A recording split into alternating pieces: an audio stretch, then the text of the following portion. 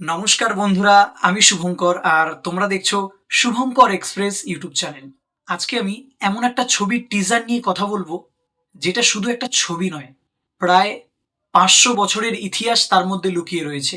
তার মধ্যে রয়েছে ভক্তি, প্রেম এবং কিছু রহস্য রয়েছে। আমি কথা বলছি সৃজিত মুখার্জির নতুন ছবি লহ গৌরাঙ্গের নামরে। ছবিটা মুক্তি পেতে চলেছে এই সামনের এই ক্রিসমাস বা বড়দিনে রিলিজ হতে চলেছে। তো এই ছবিটা শ্রী চৈতন্য মহাপ্রভু যে ছিলেন তার জীবনের অনেক কিছু এই ছবিতে তুলে ধরেছে। তো সেগুলো নিয়ে আমি ভিডিওতে ভালো মতন বিশ্লেষণ করে বোঝাবো ছবিটা কিসের উপরে ভিত্তি করে তৈরি হতে চলেছে। তো ভিডিওটা তোমরা শেষ অবধি সাথে থাকো।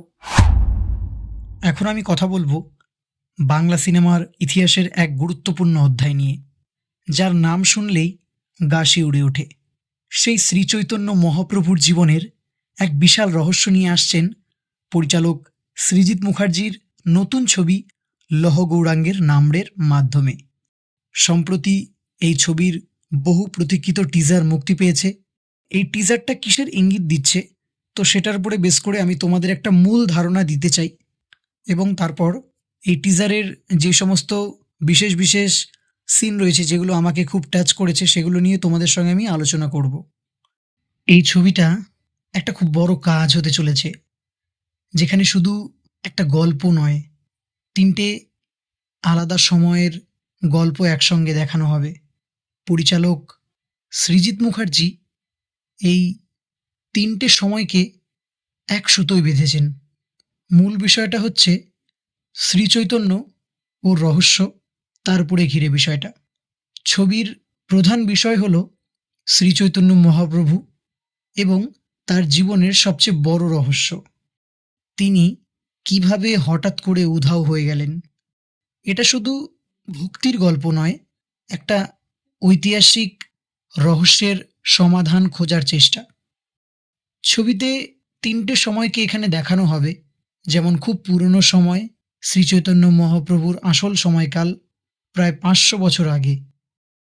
মাঝের সময় মানে 9-এর দশক, নটি বিনোদিনী ও গিরিশচন্দ্র ঘোষের সময়কাল, যখন থিয়েটারে চৈতন্যলীলা নাটক হতো।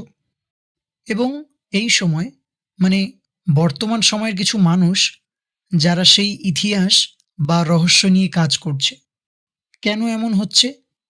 টিজারে দেখা যায় এই তিনটি সময়ের চরিত্ররাই কোনো না কোনোভাবে শ্রী চৈতন্য মহাপ্রভুর প্রতি ভক্তি আর তার জীবনের রহস্য নিয়ে যুক্ত।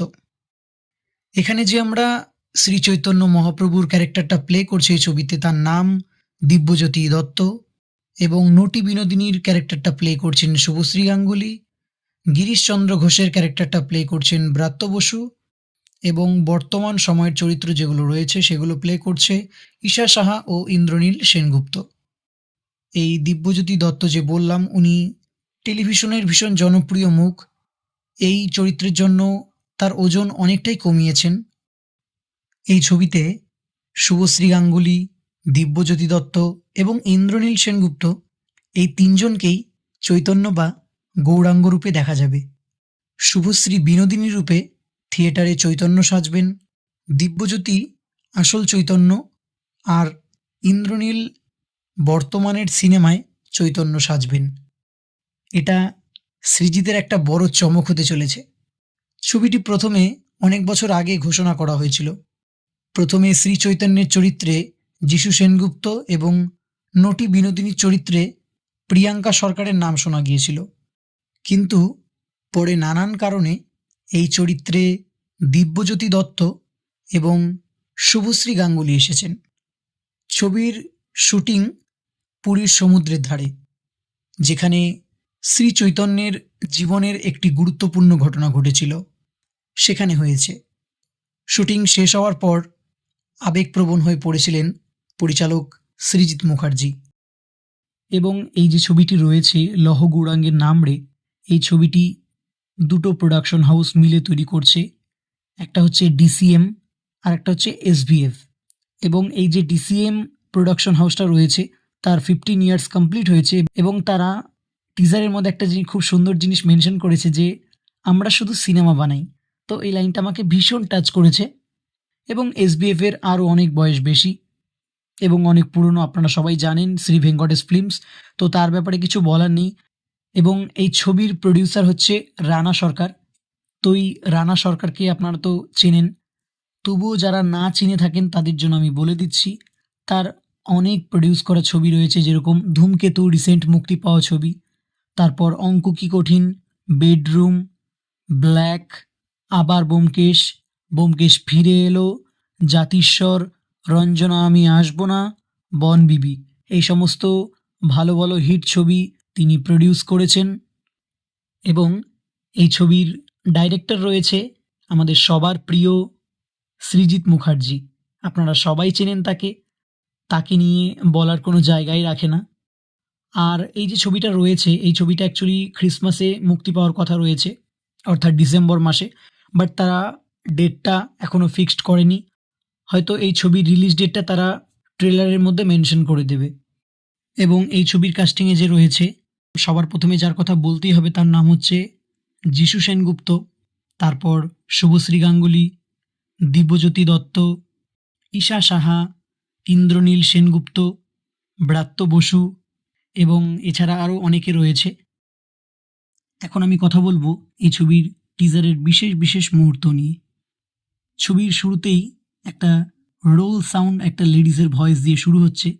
তো ভীষণ ভালো লাগছে জায়গাটা, মনে হচ্ছে কোনো শুটিং চলছে এরকমই একটা ব্যাপার। এবং তারপরে যেটা আমাকে খুব টাচ করেছে সেটা হচ্ছে যিশু সেনগুপ্তর সুন্দর একটা ডায়লগ দিয়ে শুরু হচ্ছে টিজারটা। যেরকম আমরা খাদান ছবির ট্রেলারে তার কিছু ডায়লগ শুনেছিলাম, তো সেরকমই আরও অন্য লেভেলের ডায়লগ হতে চলেছে এই ছবিতে। বলছে তিনি যে, যার সংকীর্তন শুনে সমগ্র ভাজ্য কৃষ্ণপ্রেমে মজেছিলেন। তো এই লাইনটা শুনে বুঝতে পারছো কোথাও একটা ভক্তির আভাস পাওয়া যাচ্ছে এই লাইনটার মধ্যে। এবং তারপরে একটা বিচের আমরা সিন দেখতে পাচ্ছি, খুব সুন্দর। বিচের মধ্যে দিয়ে শ্রী চৈতন্য মহাপ্রভুর যিনি অ্যাক্টিংটা করছেন সুন্দরভাবে যাচ্ছেন, তো এই জায়গাটাও ভীষণ ভালো লাগছে। এবং এই জায়গাটা আরও ভীষণ ভালো লাগছে, শ্রীকান্ত মোহতা, মহেন্দ্র সোনি অ্যান্ড রানা সরকার প্রেজেন্টস, এই নামগুলো দেখেই মনে হচ্ছে যে একটা আলাদা লেভেলের কিছু হতে চলেছে। তারপর এই যে সিনটা রয়েছে, দ্বীপ বা সমুদ্রের মাঝখানে কোনো একটা জায়গায় দুজন শুয়ে আছে, ভীষণ সুন্দর লাগছে এবং ভীষণ রোম্যান্টিক একটা সিন। যখন আমরা ছবিটার মধ্যে সিনটা দেখবো আশা করি আরও ভালো লাগবে। এবং এই যে সিনটা রয়েছে, উনি হেঁটে হেঁটে আসছেন, পিছনে একজন ছাতা ধরে আছেন। তো এই সিনটা দেখে উনাকে একদম মনে হচ্ছে যিশু সেনগুপ্তর 1990 সালে মহাপ্রভু বলে বেঙ্গলি টেলিভিশনে একটা সিরিয়াল হতো, তো ওটার কথা আমার খুব মনে পড়ে যাচ্ছে। যারা যারা দেখোনি তারা তারা ইউটিউবে পেয়ে যাবে সার্চ করলে, মহাপ্রভু বলে, বেশ অনেক পুরনো। সেটাও ওই শ্রী চৈতন্য মহাপ্রভুকে কেন্দ্র করেই পুরো সিরিয়ালটা দেখানো হয়েছিল। এবং তারপরে ব্রাত্য বসুর যে লুকটা রয়েছে ভীষণ অসাধারণ লাগছে। তারপর টিজারে আমরা দেখতে পাচ্ছি শুভশ্রীর একটা এন্ট্রি লুক, তাকে ভীষণ অন্যরকম লাগছে। এবং সাথে একটা গানও বাজছে, দেখো দেখো কানাইয়ে। তো গানটাও বেশ সুন্দর লাগছে, যখন পুরো গানটা শুনবো আরও ভীষণ ভালো লাগবে। এবং শুভশ্রীকেও ভীষণ অন্যরকম লাগছে, এই ছবিতে আমরা শুভশ্রীকে অন্যরকম একটা ক্যারেক্টারে দেখতে পারবো। এবং তার আউটলুকটা যে রয়েছে ভীষণ আলাদা রকম লাগছে। এবং শুভশ্রী যে রয়েছে, আপনাদের আগেই বললাম তিনি এখানে নটি বিনোদিনী ক্যারেক্টারটা প্লে করছেন। এবং তারপরে এই যে সিনটা রয়েছে, পুরো কীর্তনের দলকে ভীষণ সুন্দর লাগছে। আর এই সিনে আমরা দেখতে পাচ্ছি ঈশা সাহাকে, তার একটা ডায়লগ রয়েছে। আর এই সিনটাতে তো শুভশ্রীকে অসাধারণ লাগছে শাড়িতে, এবং তার যে হেয়ার স্টাইলটা রয়েছে তাতে আরও পুরো একটা ওল্ড একটা ফিল দিচ্ছে, আমাদের পুরাতন একটা ফিল দিচ্ছে। তো আমরা এখানে শুভশ্রীকে দুটো লুকে দেখতে পারবো। এবং এই সিনটাতে শুভশ্রী গাঙ্গুলি এবং ব্রাত্য বসুকে ভীষণ সুন্দর মানাচ্ছে। এবং ব্রাত্য বসুর যে দাড়িটা রয়েছে অসাধারণ লাগছে তাকে। তারপরেই আমরা যিশু সেনগুপ্তকে দেখতে পারছি, বেশ ব্লু একটা পরে আছে, আর বেশ আলাদা রকমই লাগছে তাকে। আর তিনি তো বরাবরই হ্যান্ডসাম একজন মানুষ। এবং এই সিনটার মধ্যে যে পুরো টিমটা রয়েছে সেই পুরো টিমটাকে ভীষণ সুন্দর লাগছে, বিশেষ করে ইন্দ্রনীলকে আরও সুন্দর লাগছে। তারপরে এই শুভশ্রীকে আমরা একটা ড্যান্সের সিনে দেখতে পারছি, আলাদা রকম লাগছে বেশ। এই নৃত্য পরিবেশনে তার লুকটাই পুরো চেঞ্জ হয়ে গেছে, গেরুয়া ড্রেস পরে সত্যি অন্যরকম লাগছে একদম তাকে। এবং তোমাদের এটা আমি আগেই বললাম যে এই ছবিটা পুরো 500 বছর আগের একটা ঘটনা। তো তারা সেটা টিজারেও মেনশন করেছে, স্প্যানিং 500 ইয়ার্স। এবং এই যে সিনটা রয়েছে, শুভশ্রীকে ক্রাইং সিনে খুব ইমোশনাল লাগছে, একদম সিনটা ফুটিয়ে তুলেছে, একদম রিয়েল মনে হচ্ছে। এবং এই টিজারের শেষে যিশু সেনগুপ্তর একটা ডায়লগ রয়েছে, যেটা সত্যি সবাইকে অবাক করে দেওয়ার মতন। সেটা হচ্ছে, কিভাবে ঘটেছিল শ্রী চৈতন্যদেবের অন্তর্ধান। তারপরে হরে কৃষ্ণ মানে হরিনাম করতে করতে পুরো টিজারটা শেষ হয়, একজন সমুদ্রে হেঁটে চলেছে। তো এই সিনে সম্ভবত মনে হচ্ছে ইন্দ্রনীলকে দেখাবে, যতটুকু আমার মনে হচ্ছে। এবার সিনেমাটা দেখলে বুঝতে পারবো। তো এই লাস্টে যে হরে কৃষ্ণ নামটা, মানে হরিনাম, এটা সত্যি এমন একটা নাম যেটা সবার করা উচিত। এবং এই নামেই আছে শান্তি, এই নামেই আছে মুক্তি। অল ওভার টিজারটা যদি বলি, আমার ভীষণ ভালো লেগেছে। এবং শুভশ্রীকে আমরা অন্যরকম লুকে দেখতে পারবো। এবং পুরো টিমটা বেশ ভালো কাজ করেছে। এবং এই ছবিতে চমক থাকছে যিশু সেনগুপ্তর, তো তাকেও দেখার জন্য ভীষণ আমি এক্সাইটেড।